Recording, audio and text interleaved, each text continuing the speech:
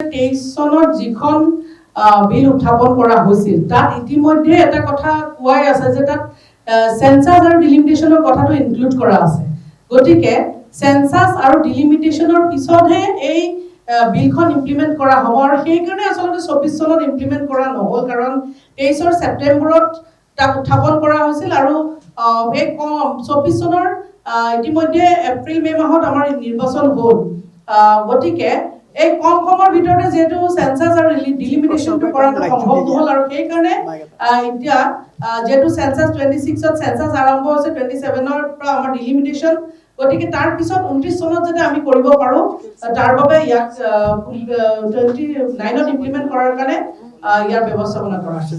যেতিয়া মণিপুৰৰ কথা কোৱা হৈছিল মণিপুৰক লৈ পেলাই যেতিয়া এটা দিন গোটেই পাৰ্লিয়ামেন্টত ডিসকাশন কৰা হৈছিল হেদিনাখনে মণিপুৰৰ গোটেই কথাখিনি তাতেই সম্পূৰ্ণভাৱে আমাৰ গৃহমন্ত্ৰী মহোদয় তাতেই উত্তৰ দিছিলে গতিকে মণিপুৰ নহয় আৰু কিবা তেওঁলোকে ইয়াত টানি আনি পেলাই গোটেই কথাটো আসলে ৰাইজৰ মাজত বেবেৰিবান কৰিবলৈ বিশেষকৈ কংগ্ৰেছ আৰু ইণ্ডিয়া এলায়েন্সে চেষ্টা চলাইছে কিন্তু সমগ্ৰ ভাৰতবৰ্ষৰ জনসাধাৰণ আৰু বিশেষকৈ নাৰী সমাজে বুজি উঠিছে যে তেওঁলোকৰ সাধাৰণ মহিলাসকলক সাধাৰণ ঘৰৰ পৰা অহা মহিলাসকলক যে তেওঁলোকে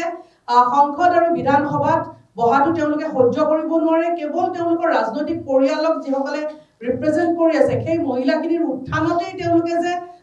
সমগ্ৰ ভাৰতবৰ্ষৰ মহিলাৰ উত্থান দেখিছে এতিয়া সেইখিনি আসলে বুজিবলৈ বাকি নাই